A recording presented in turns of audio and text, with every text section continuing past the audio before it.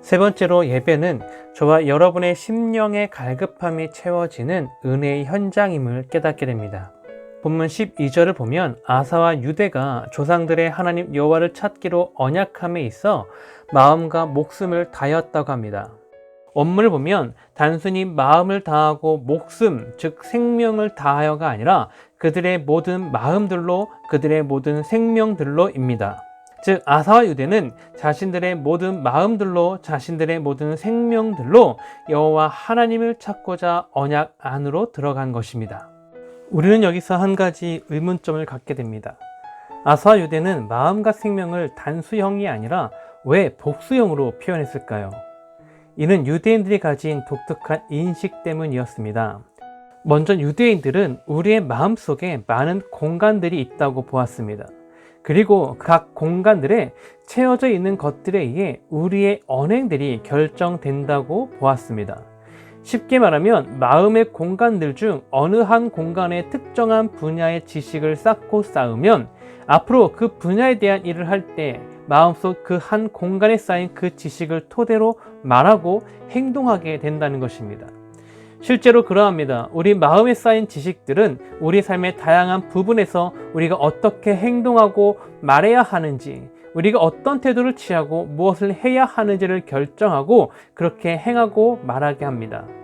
대인 관계에서도 마찬가지입니다. 내 마음 한 공간에 쌓인 그 사람에 대한 지식이 앞으로 그 사람 앞에서의 나의 언행을 결정하여 그렇게 말하고 행동하게 합니다.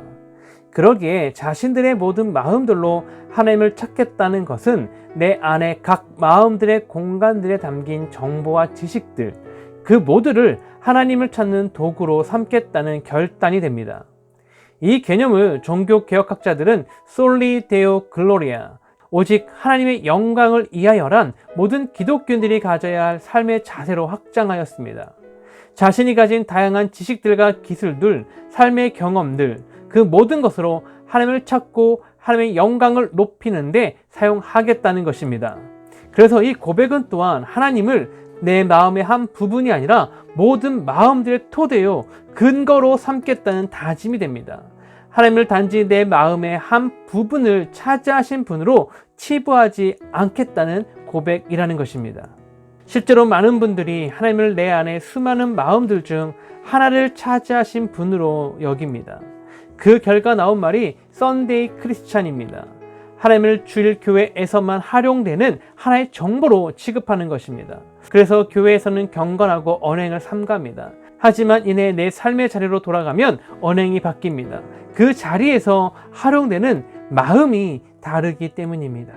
여러분은 어떠하십니까?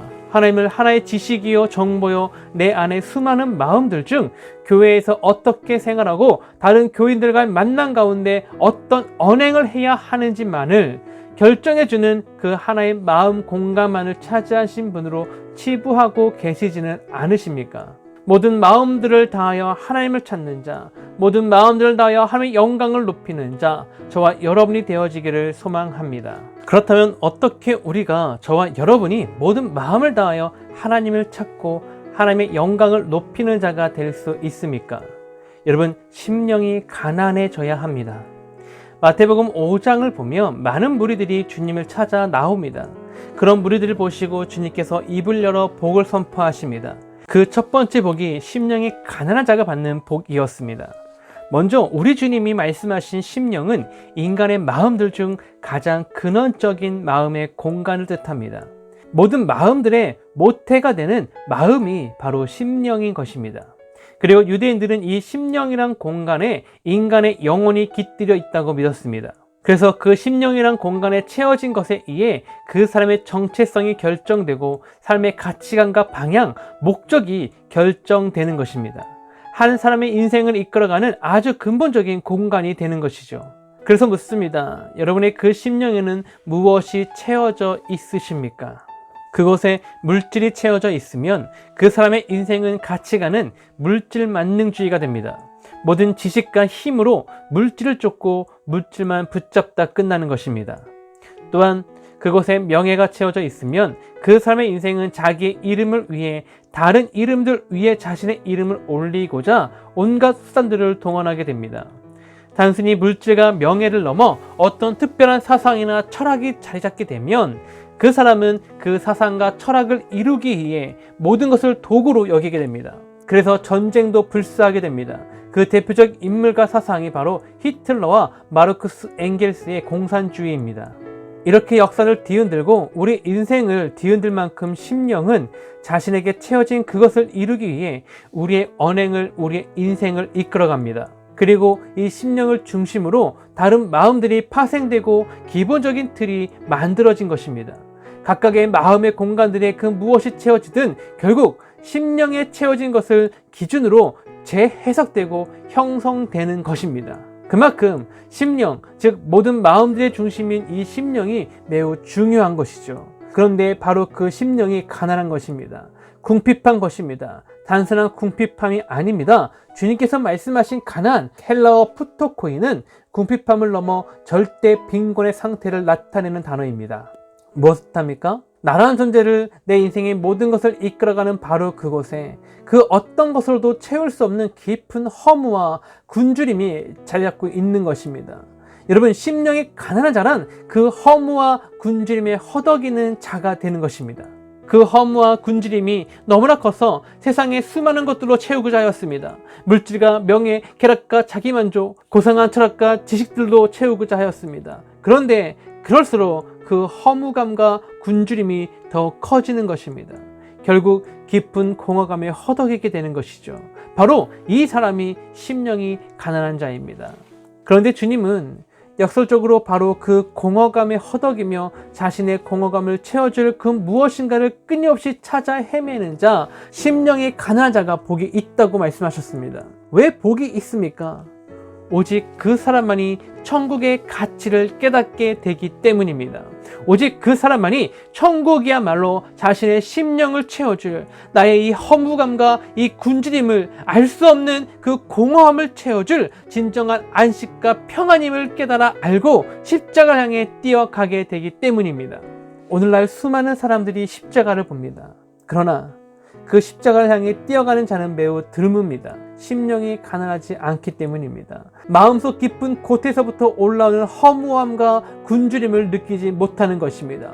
그래서 심령이 가난한 자가 복 있는 자가 되는 것이죠. 천국을 향해 뛰어가게 되고 찾게 되며 그리스도의 가치, 즉 그리스도의 아름다움과 존귀함, 그리스도께서만이 주실 수 있는 그 생명의 풍성함을, 그 은혜를 열망하며 사모하게 되기 때문입니다. 여러분, 그리스도의 가치를 깨달아 아셨습니까? 그리스도의 아름다움과 존귀함, 그 안에 숨겨진 생명의 풍성함을 사모하십니까? 주의 성령께서 우리의 심령을 흔들어 깨워 주시기를 소망합니다. 우리의 심령을 가난하게 하셔서 오직 그리스도를 찾아 뛰어가는 인생이 되게 하여 주시기를 소망합니다. 그리고 그리스도를 향해 뛰어가는 가장 값진 시간이 바로 우리의 예배 시간입니다. 예배 시간만큼 그리스도의 은혜를 사모하며 그 말씀에, 그 언약의 귀를 기울이게 되는 시간이 어디 있습니까? 실제로 아사와 모든 유대는 자신들의 심령을 채워주실 하나님을 찾고자 예배하였습니다. 14절과 같이 큰 소리로 외치며 피리와 나팔을 불었습니다. 여호와 하나님께서 행하신 일을 찬양하며 예배했다는 것입니다. 그렇다면 이 예배의 결과가 무엇이었습니까? 15절에서 말씀하십니다. 하나님께서 그들을 만나 주셨다. 그들의 심령의 갈급함을 하나님께서 자신으로 채워주셨다는 것입니다. 이 은혜가 저와 여러분의 것이 되어야 합니다. 우리의 심령이 하나님으로 채워지는 은혜, 우리의 심령이 유일한 만족이며 풍성함 되시는 그리스도로 채워지는 은혜, 그 은혜가 하나님을 찾아 주의 이름을 찬양하며 예배하는 우리 가운데 차고 넘치기를 소망합니다.